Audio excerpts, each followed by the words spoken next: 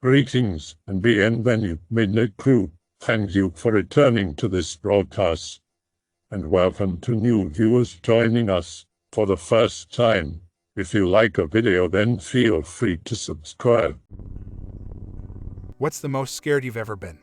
The time I was walking the streets, I saw a guy with pizza, asked him if he had a spare slice, and he flashed a gun at me. In hindsight, he definitely wasn't threatening me, but I think there was some gang shit he was telling me to stay away from him. Either that or my nightmares as a child. They were simple but brutal. An invisible force was present, and it would pick me up by my ankle and flail me around if I ever messed up in the dream. When I was 17, me and some friends made a DIY diving machine that used 2 car batteries and an air compressor to pump air down a length of tubing. I tried it once, but the pump was sending in a fine mist of pump oil and I couldn't stand it. Our solution was to take one of those snorkel tubes and stuff it full of rags to filter out the oil. The spot we chose to test it out was a decent-sized pond that connected up to the drainage system of a newly constructed shopping center, strip mall-type place. My friend goes in with the new filter and he is going right towards the large black plastic corrugated drainage tube. All of a sudden, the tubing jerks and a whole bunch of bubbles blast out of the water. The line, still belching air, was separated from the snorkel and my friend was gone.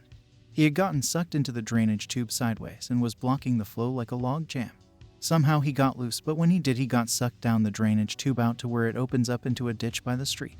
Miraculously, he was able to hold his breath and come out alive at the other end. From our perspective, he had just disappeared and he didn't come back up. We went and looking around the edge of the pond trying to find him, hoping that he was just playing a joke and that he had swam away unseen somehow. It didn't make sense, but we were so desperate and scared we couldn't understand at the time. Minutes after he disappeared, 2 police came and hollered at us, and when we looked over, our friend was with them. He was wearing his shirt tied up around his waist, tied up like a loincloth, with a decent gash across his chest from where he was pressed up against the pipe. Later, he recalled that his pants had been torn off, and he was gasping for air, half naked, in a huge rocky ditch where the police happened to see him as they were driving by. Nothing can describe the terror I felt when I realized that he wasn't going to come back up. It is incredible that he is still here. I got lost on a back desert road in the middle of the Arizona desert at about 11 p.m. on a road trip with an ex-girlfriend. No phone service, but still had the map's route preloaded on my phone. It was a narrow, thin, dark oil road. The first hunch was Native American reservation. I later did some research on the area and found it in fact was on sacred ground for whatever that's worth. It's a long story and I've considered green texting it since someone wrote about skinwalkers taking the shape of orbs of light. Some old story I read a while back that I perceive as true as it was anticlimactic, and I experienced the same thing. To sum it up, lost on the back road because of Apple Maps. Long road for about an hour. Then turned into a smaller, more narrow road. I then passed through a large gate, but a broken up gate. Like it was made out of petrified wood and had animal bones tied around it and a strip of barbed wire across the top. The fence posts marking the gate were at least 9 feet high. As the road got rockier, I got more scared but kept my cool. Internally, I had never been more scared in my life and was certain I was going to die. My girlfriend was 18 and I was 24, so do the math. I saw a lot of wildlife up until I turned onto this second road, then there was nothing. While the road got rockier and more barren. If you were in a 2020 Rubicon Jeep you would be concerned, and I was in a hatchback sport 90s shit dual sport grandma car. I stopped and told my girlfriend I had to check the tires to make sure they were good, and she started freaking out.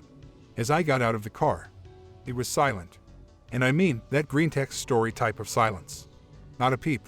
Nothing. Silence so loud I would have preferred a nuclear bomb.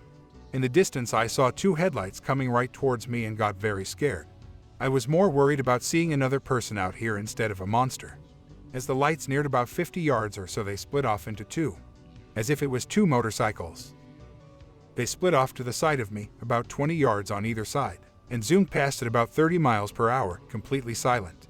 They were orange, yellow, kin to the color of the sun.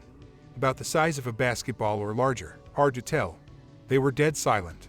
At that moment I knew that I was somewhere pretty screwed up. My girlfriend didn't notice and I didn't say a word when I got back in the car. I drove for another hour on this road until I got to another ritualistic-esque gate with animal bones tied to it. Then the maps indicated a sharp left turn. Here I was even more terrified and was ready to see anything. I then pulled in front of a ranch gate. It was tied shut with barbed wire. I exited the car to undo the gate. It was shockingly silent again. Then out of nowhere on the other side of the gate, a semi-truck plowed past. about 10 yards past the gate on an embankment.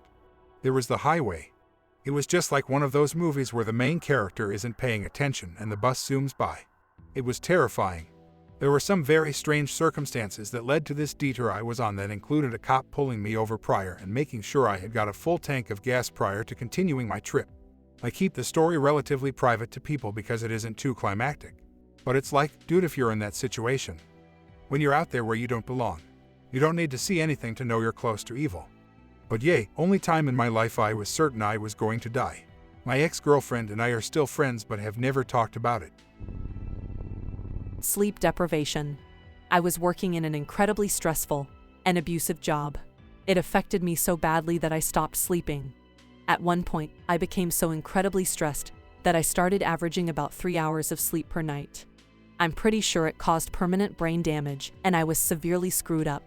I'd give you a list, but my comment would be too long. The worst bit was the hallucinations.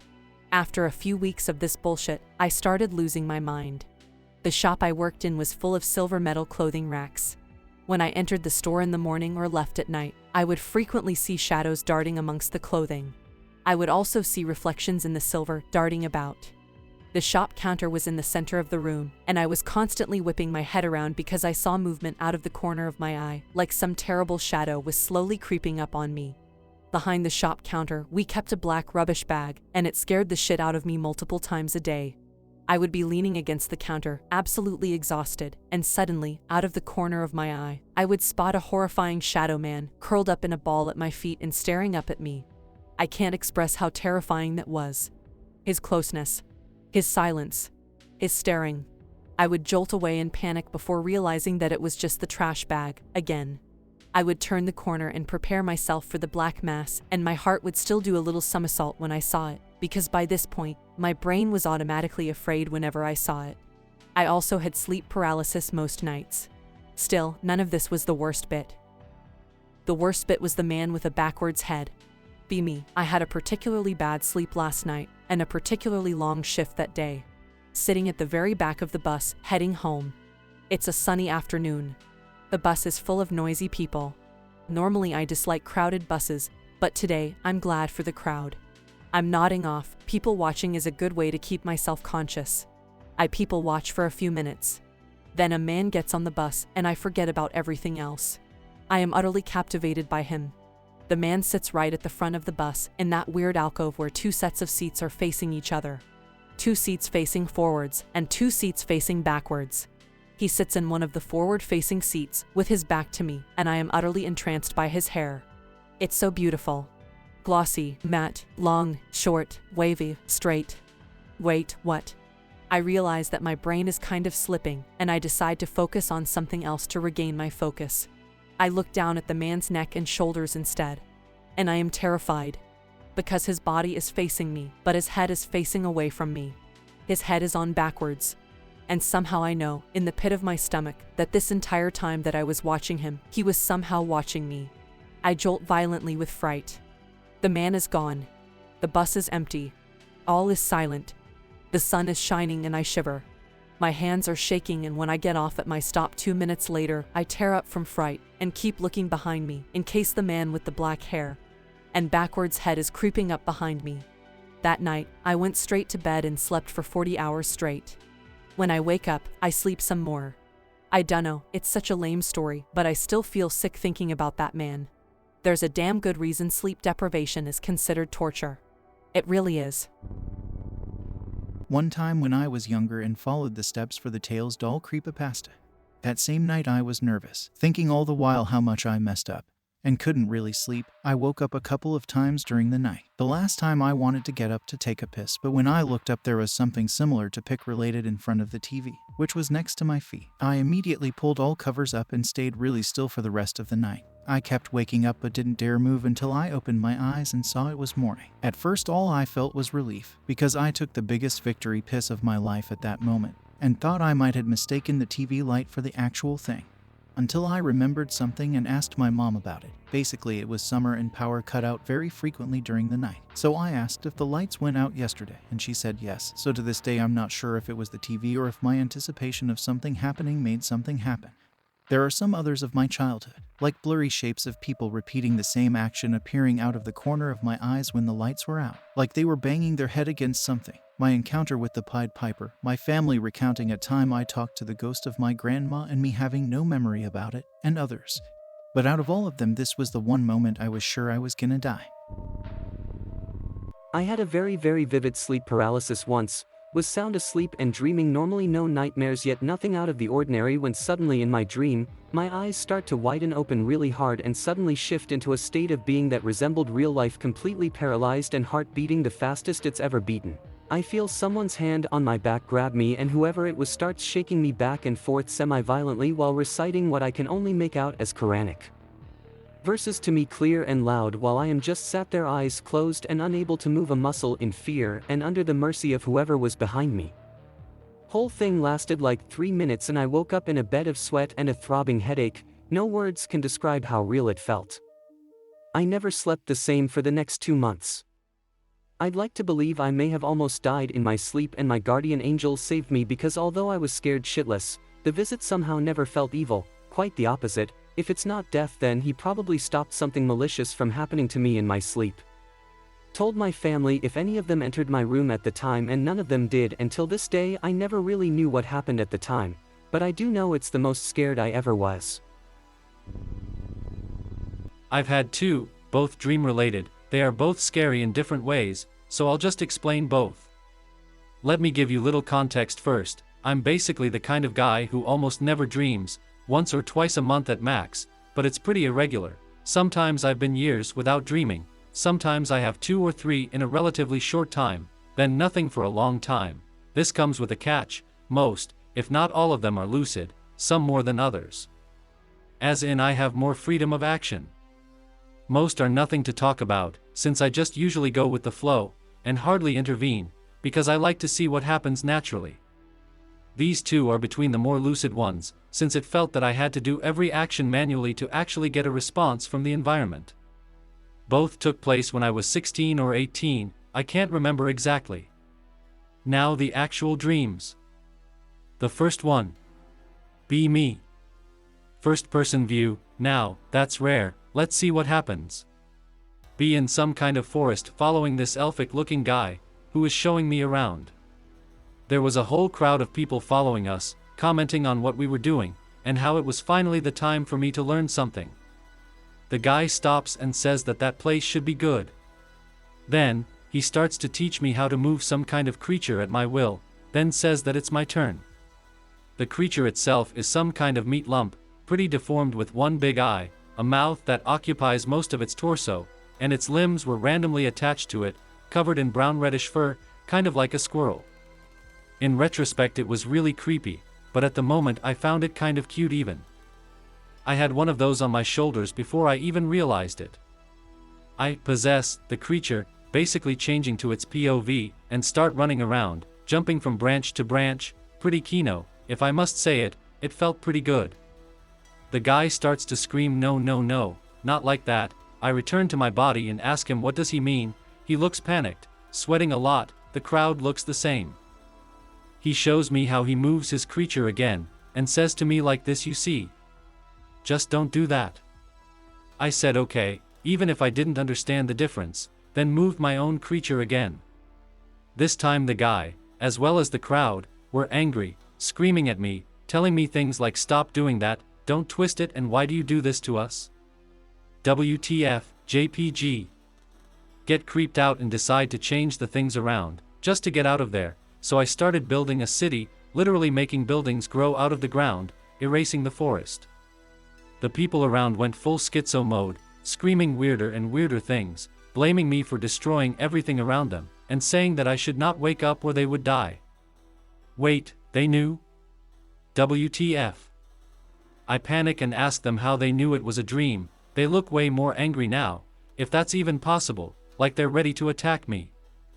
I don't stop changing the world around me, trying to get some space. The elfic-looking guy starts running towards me. I feel that something really bad will happen if he reaches me, and I get more terrified. Yeah, I'm not staying here. Wakes me up. WTF was that dream? Kind of silly, I know, but that shift in their attitudes, that change from happy-go-lucky to terrified and anxious, and from that to a full-blown rage made them too human for me to not be creeped out.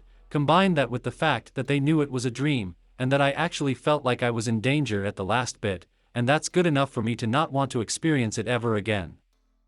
Now the second one. Do you know that dream where you are pissing somewhere, and then you wake up and you actually have to go to the bathroom? Well, it starts like that, so I decided to wake up. Once I do it. Wait, this is not my room, WTF. I'm still dreaming? Yes, I am. I still feel in a dreamlike state. First-person view, now, that's rare, I would like to see what happens, but I'm pissing myself so no, I'll wake up. Try to wake up. Fails. Try again. Still fails. WTF, this never happened before. Get out of bed, and out of the room. I find myself in a long-ass hallway, not an infinite one, but just a very long one, to the point that it feels like a bother to walk it to the other side. Recognize the place as one of my cousin's house, even if it doesn't have anything to do with the real house. The hallway is full of doors, so I walk out and start to randomly try them. Some don't open, some lead into pretty normal rooms, but I didn't recognize any of them, nor felt like there was anything interesting in them, so I just ignored them. Try to wake myself up periodically. Fails every time. At this point I should explain what I mean for waking myself up. Do you know that dream where you are just walking, and suddenly you trip, fall, and wake up? Well, basically I try to imitate that feeling. How? By what I can only describe as trying to beat my heart so hard that I explode from the inside, while pushing myself forward, basically, trying to force my mind to feel that there is something wrong and wake up, while trying to do the motions to sit on my bed. It has always worked, except for this time. Another thing to notice about this is that even if it works, it doesn't feel good. Feeling like shit for trying to wake myself up repeatedly, pissing myself, and almost in a panic attack for not being able to wake up. Yeah, again, I know it is silly, but as someone used to lucid dreaming, and to being able to wake up normally every time I try, this shit was probably 2 or 3 times more scary than for anyone else, so I was terrified, especially since at this point I had tried over 20 times. Almost at the end of the hallway I enter my cousin's room. The room itself is identical to the real one except for 2 things. The room is mirrored. The door that I entered from is where the window should be, and vice versa. I feel like I arrived at where I should be, but there is still nothing. Back to the hallway. Try the remaining doors. They're all locked. Goes to the initial room. All is still the same. At this point I rationalized something I've been noticing from the start. This dream structure is weirdly solid, nothing has changed from the start, the hallway looks exactly the same, with even the doors not moving from the position I left them, all the rooms contain the same things they originally had, and the dream doesn't seem to flow and mutate like normal ones do, all is static, like a real place. Still trying to wake myself up from time to time. Still failing. Back to my cousin's room. She's there now. She's sitting cross-legged at the top of the TV, a flat-screen TV at that, as you can imagine, that would require a really huge skill and balance, and the whole situation felt unnatural. I asked her why I couldn't get out. She answered with something completely off-topic. I was confused and asked again. She started speaking really fast, without any pause to breathe or anything, speaking a whole lot of nonsense, random phrases, and from time to time a "you can't wake up." She is using a somehow angry tone, but her face is completely neutral, no expression whatsoever, like a doll or some shit. Again, when I notice the "you can't wake up" bit, I go full panic and try to wake up as fast as I can, until I finally get to do it after maybe a dozen times in a row, to the point that it started to hurt in my dream. Wake up. There's no pain. I'm still pissing myself. Go to the bathroom. WTF, was that dream?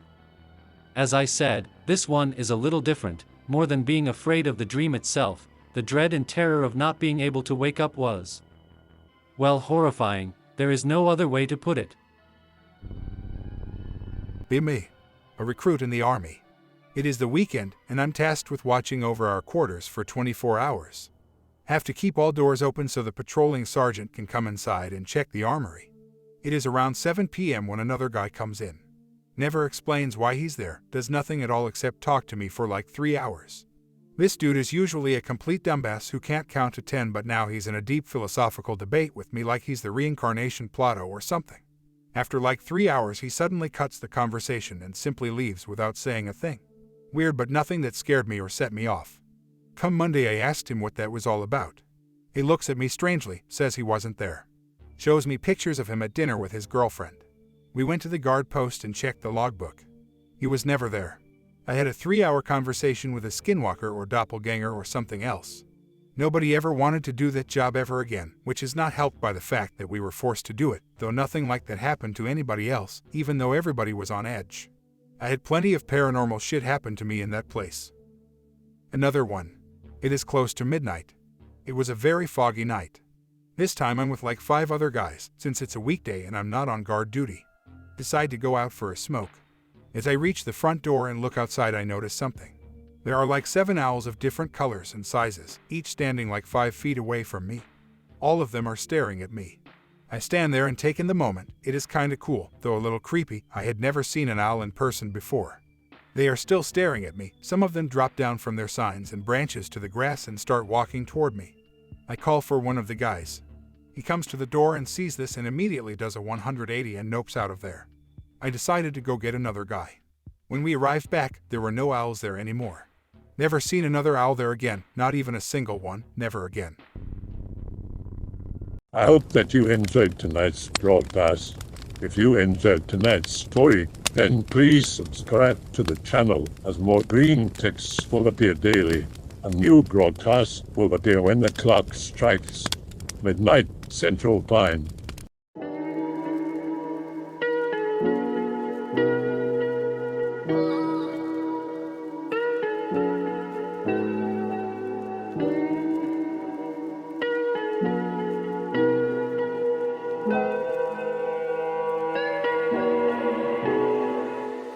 Remember to check out the Odyssey page in the description for a second archive of the channel's videos.